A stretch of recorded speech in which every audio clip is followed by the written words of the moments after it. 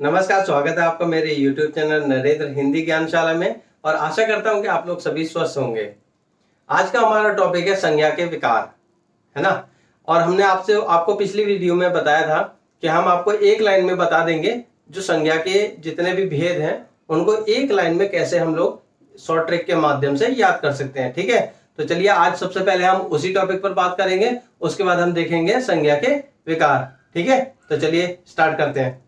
देखिए, अब यहाँ पर हमने एक शॉर्ट ट्रिक लिखी हुई है एक लाइन के माध्यम से, जिसमें हम आपको ये बता देंगे कि जो संज्ञा के जो भेद होते हैं ना उनको आप भूल नहीं पाएंगे इस एक लाइन के माध्यम से। ठीक है, अगर आप इस एक लाइन को याद रखेंगे, देखिए मेरा जो मकसद होता है वो आपको समझाना और अच्छे से उस चीज को याद कराना है ना। तो चलिए इसको देखेंगे। देखिए, संज्ञा के भेदों को याद करने की एक ट्रिक है। ठीक है, तो वो क्या ट्रिक है आप लोग देख लीजिए। संग व्यक्ति की जाति समूह भाव समाना। ठीक है, तो देखिए यहाँ पे कितने भेद आ गए, उसके 5 भेद आ गए। संज्ञा के, संज्ञा से याद रखेंगे संज्ञा। ठीक है, व्यक्ति से व्यक्तिवाचक,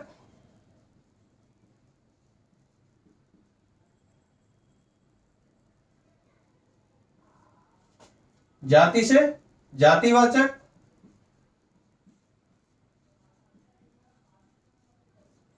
समूह से समूहवाचक,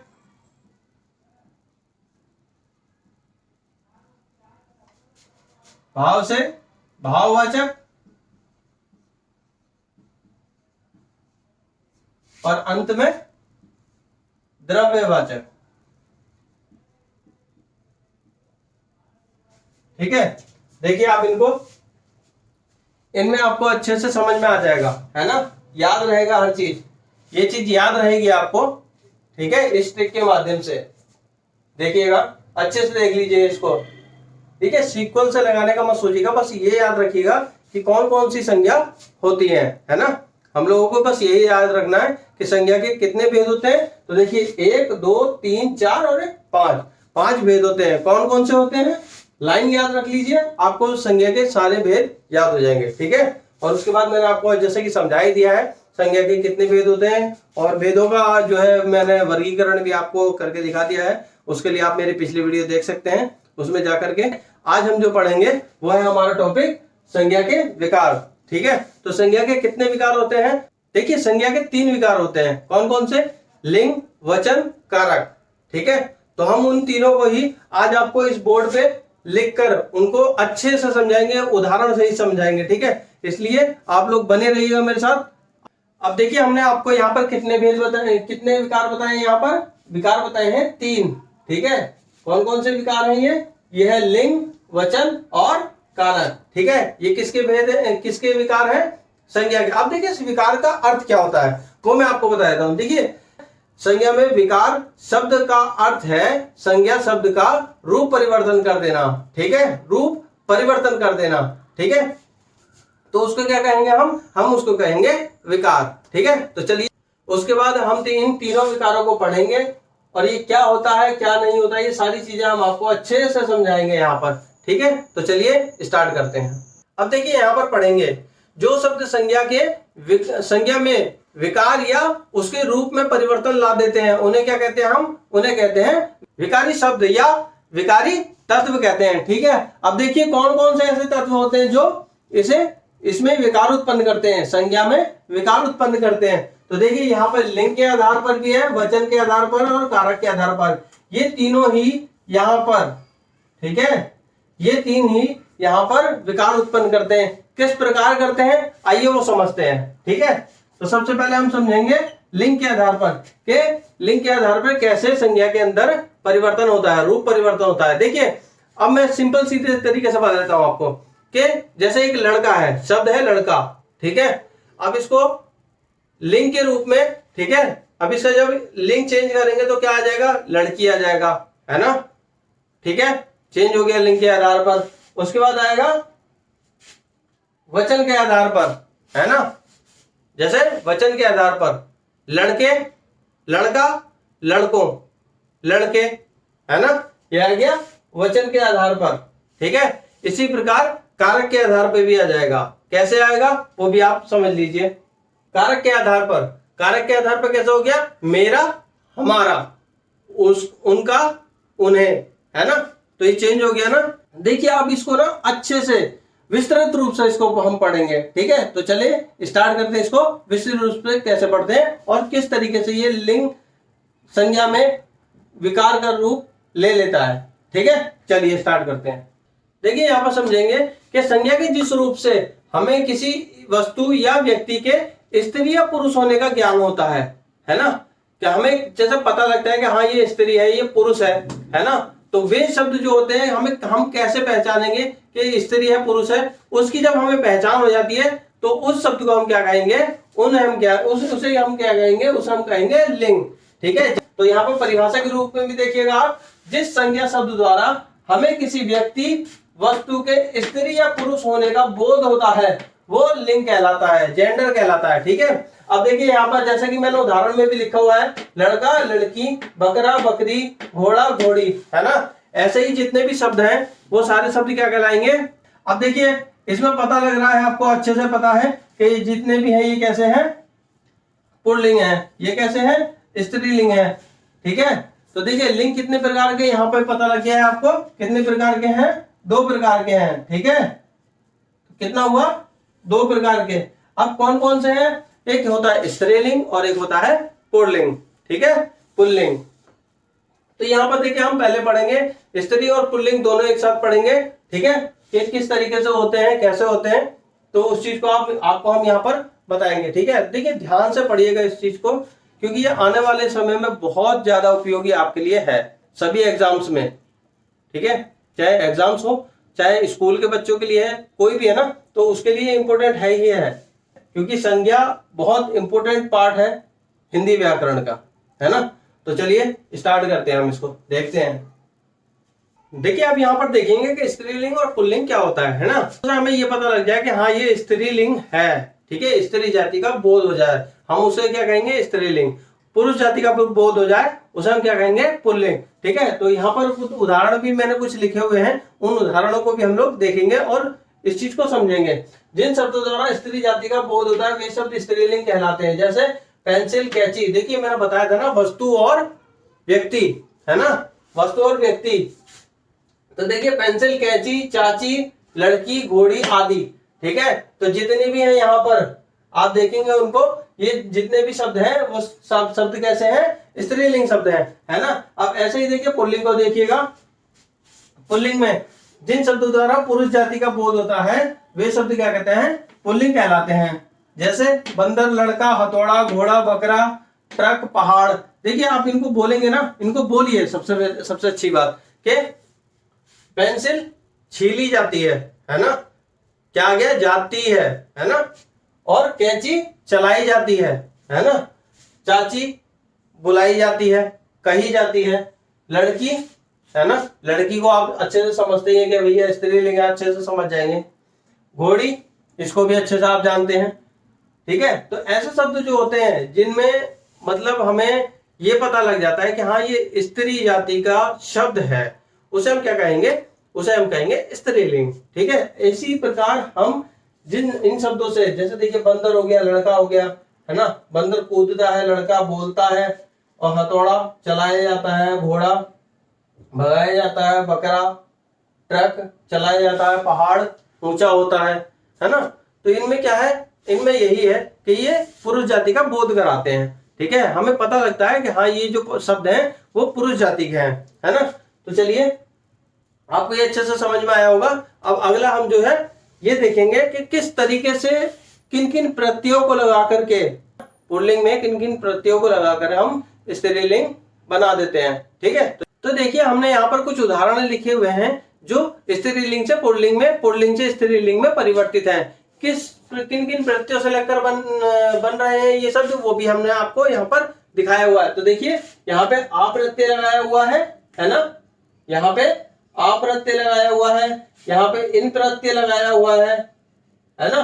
देखिए प्रत्यय का मतलब क्या होता है, जो पीछे लग जाए, शब्द के पीछे लग जाए, वो क्या होता है, प्रत्यय होता है। अब देखिए इसका क्या लिखा हुआ है, एका, और इसमें क्या लिखा हुआ है, नी, ठीक है।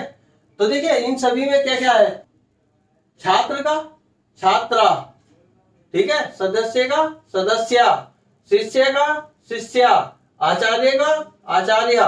तो देखिए ये सारे शब्द कैसे हैं, स्त्रीलिंग है।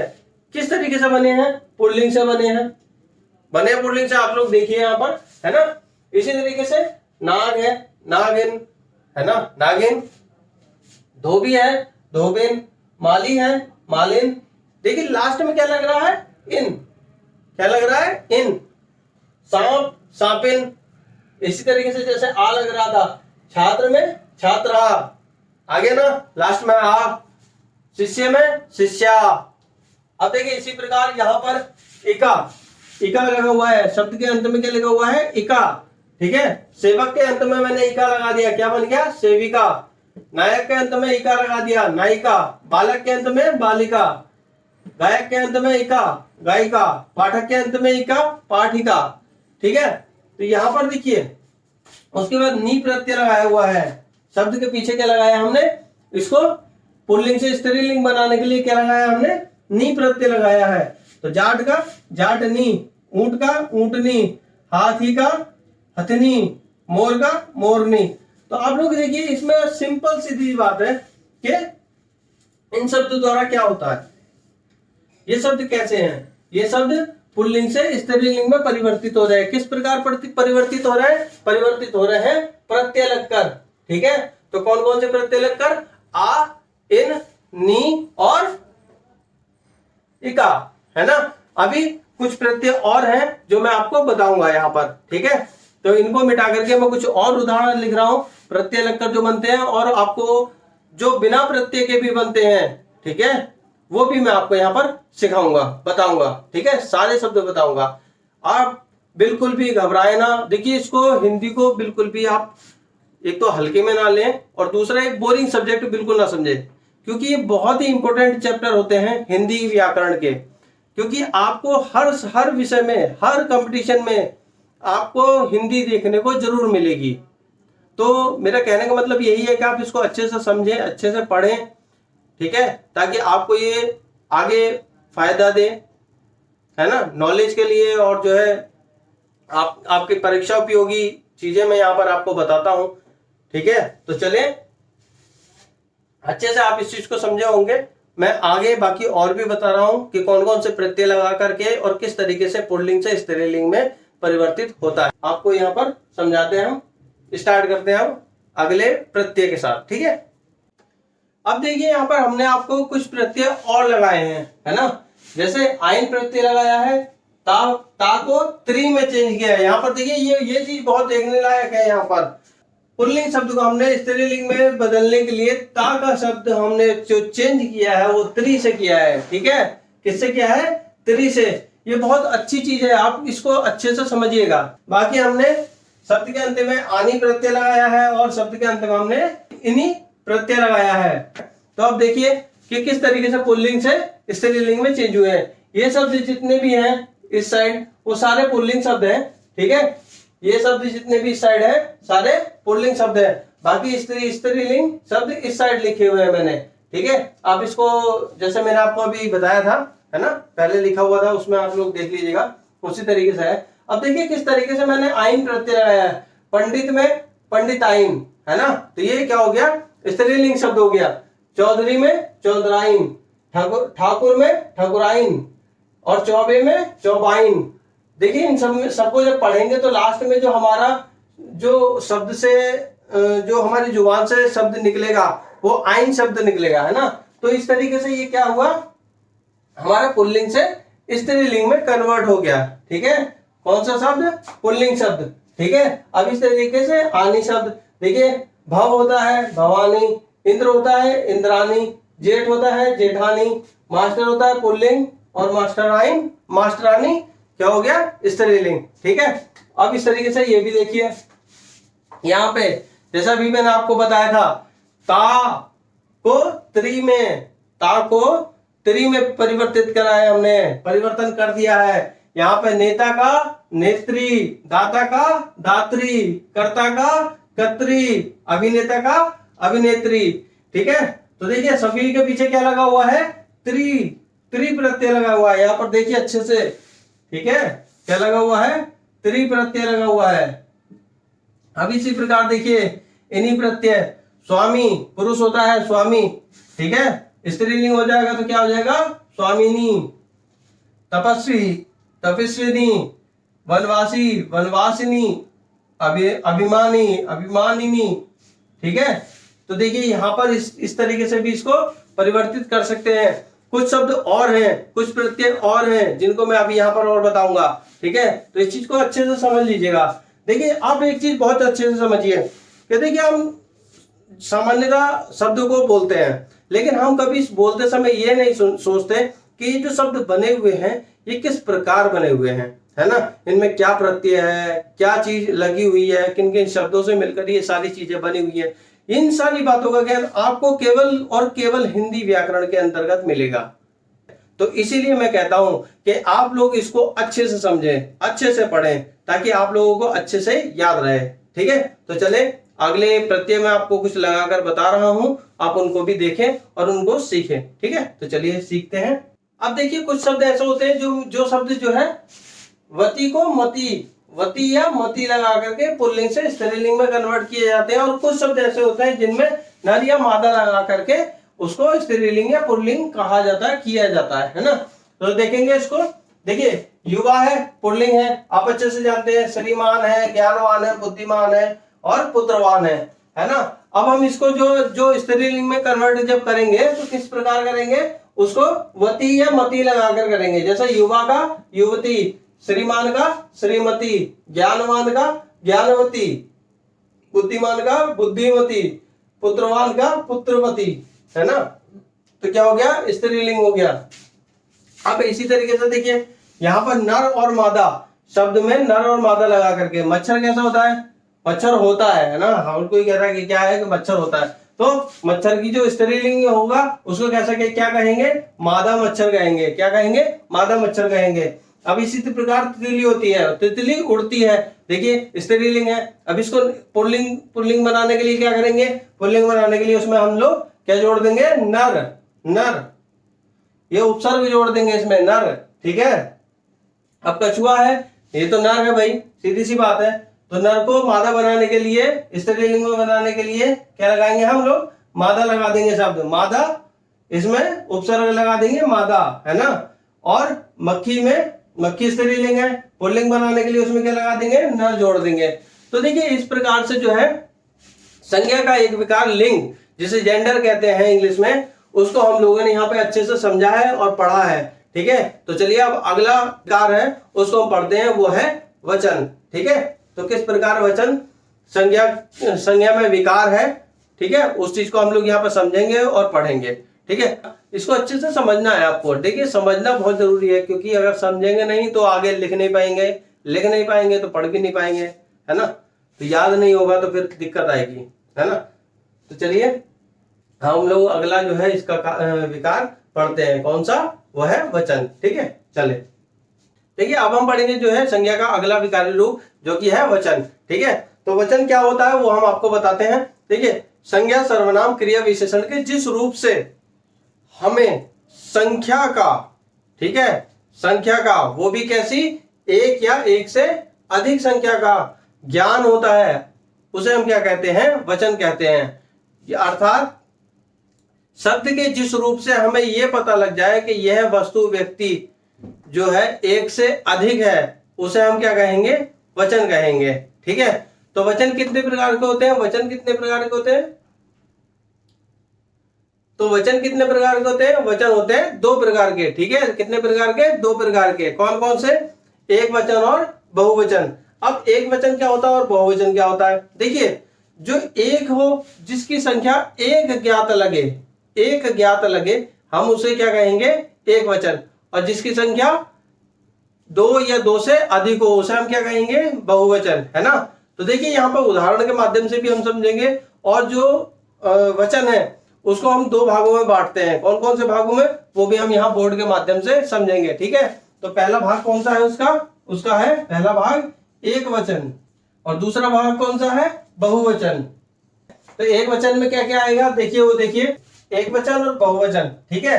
तो एक वचन हमें जिसमें एक संख्या का ज्ञान हो, और बहुवचन जिसमें दो या दो से अधिक हो, ठीक है, चाहे वो वस्तु हो चाहे वो व्यक्ति हो, ठीक है। तो कैसे पढ़ेंगे इसको? देखें, नदी है, नदी का बहुवचन क्या हो गया? नदियां। नदी एक होती है और नदियां कितनी होती हैं? बहुत सारी होती हैं। ठीक है, ऐसे ही कपड़ा हुआ, कपड़े, बेटा हुआ, बेटियां। ठीक है, बेटी हुई, बेटियां। घर हुआ, लड़के एक वचन, लड़का हुआ एक वचन, लड़के। बच्चा हुआ, बच्चे। घोड़ा हुआ, घोड़े। बेटा हुआ, बेटे। है ना? तो देखिए यहाँ पर आपको अंतर अच्छे से समझ में आया होगा कि बहुवचन क्या होता है और एक वचन क्या होता है। ठीक है, देखिए जैसे हमने आपको अभी संज्ञा का एक विकार वचन बताया है ना, तो उसमें एक बहुत जरूरी नोट के रूप में आप लिख लीजिए, चाहे इसका स्क्रीनशॉट ले लीजिएगा। ठीक है, कि जितनी भी जातिवाचक संज्ञा होती हैं, जितने भी जातिवाचक संज्ञा शब्द होते हैं, केवल उनके ही हम यहाँ पर क्या बना सकते हैं? बहुवचन बना सकते हैं। और जो व्यक्तिवाचक और जातिवाचक, व्यक्तिवाचक और भाववाचक संज्ञा के जो शब्द होंगे उन्हें हम केवल एक वचन में ही प्रयुक्त करेंगे। हमेशा याद रखना कि जितने भी भाववाचक और जो है व्यक्तिवाचक संज्ञा के अंतर्गत शब्द आते हैं, उन शब्दों को केवल हम किस में प्रयोग करेंगे? एक वचन में प्रयुक्त करेंगे। और अगर उन शब्दों का प्रयोग हम करते भी हैं बहुवचन में, तो वो कैसे हो जाएंगे? जातिवाचक हो जाएंगे। अब देखिए कैसे हो जाएंगे, वो चीजें मैं आपको यहाँ पर लिख देता हूं, आप उसको समझिएगा। आप पहले इसका स्क्रीनशॉट ले लीजिएगा ताकि आपको याद रहे। आप नोट कीजिएगा, चाहे स्क्रीनशॉट ले लीजिए इसका, लेकिन ये बहुत जरूरी है, ये चीज बहुत ज्यादा ही आपके लिए आवश्यक है, ध्यान रखिएगा। अब देखिए यहाँ उदाहरण के माध्यम से समझेंगे कि भारत में ताजमहल है ना। अब देखिए क्या हो गया, ये व्यक्तिवाचक संज्ञा हो गई, है ना। तो अब इसको जो है बहुवचन में अगर हम लेंगे तो कैसा हो गया? अमेरिका में अनेक ताजमहल हैं, है ना। तो क्या आ गया इसमें? अनेक ताजमहल, जो कि क्या बन गया? बहुवचन बन गया। ठीक है, मेरी अभिलाषा यहीं रहने की है। ठीक है, मेरी अभिलाषा कहाँ रहने की है? यहीं रहने की है। तो अभिलाषाओं, देखो अब यहाँ पर क्या बन गया? ये बहुवचन में आ गया। तो क्या आ गया? अभिलाषाओं का कभी अंत नहीं होता, है ना। तो ये क्या है? देखिए ये भाववाचक है ना। देखिए ये क्या हुआ? ये व्यक्तिवाचक हो गया। अब ये क्या हुआ? ये भाववाचक हो गया। ठीक है, और ये क्या हुआ? ये भी व्यक्तिवाचक हो गया, क्योंकि इसमें क्या आ गया? जयचंदो। आप अच्छे से जानते हैं कि जयचंदो किसे कहा जा रहा है यहाँ पर, है ना। तो अभिलाषाओं, अभिलाषाओं को, ठीक है, जो हमारी इच्छाएं होती हैं उनके लिए आ गया। इच्छा क्या हो गया? इच्छा, इच्छा क्या हुआ? एक वचन। और इच्छाएं क्या हुआ? बहुवचन। उसी तरीके से अभिलाषा क्या हुआ? एक वचन। अभिलाषाओं क्या हो गया? बहुवचन। अनेक ताजमहल क्या हो गया? बहुवचन। ठीक है, तो आप लोग इस चीज को बहुत अच्छे से समझ लीजिएगा। अच्छा, उम्मीद करता हूं कि आप लोगों को ये भी समझ में आया होगा। देखिए आपको अगर कोई भी चीज समझ में ना आए तो आप मुझे कमेंट बॉक्स में जाकर के बता सकते हैं। ठीक है, और आपने अगर मेरी संज्ञा की पिछली वीडियो ना देखी हो तो आप मेरे चैनल पर जाइएगा, प्लेलिस्ट में संज्ञा की जितनी भी वीडियोस हैं आप उनको देखिएगा, आपको अच्छे से संज्ञा समझ में आ जाएगी। उम्मीद करता हूं कि आप लोगों को अच्छे से ये चीज समझ में आई होगी। ठीक है, अब हम अगली वीडियो में जो पढ़ेंगे वो पढ़ेंगे कारक। ठीक है, जो संज्ञा का अगला और अंतिम विकार है। ठीक है, तो हम उसको पढ़ेंगे कल। और जो है हम इसको अच्छे से समझे होंगे, और समझ में ना आए तो मेरे को एक बार कमेंट बॉक्स में जरूर बता दीजिएगा। ठीक है, क्योंकि जो कारक है वो बहुत ही अच्छा और बहुत ही उपयोगी हमारे हिंदी व्याकरण के लिए है ना। तो उस चीज को हम बहुत अच्छे से समझेंगे। तो चलिए आज के लिए इतना ही। मेरे चैनल को सब्सक्राइब कर दीजिएगा। वीडियो को पूरी देखने के लिए धन्यवाद। चलिए ठीक है, नमस्कार।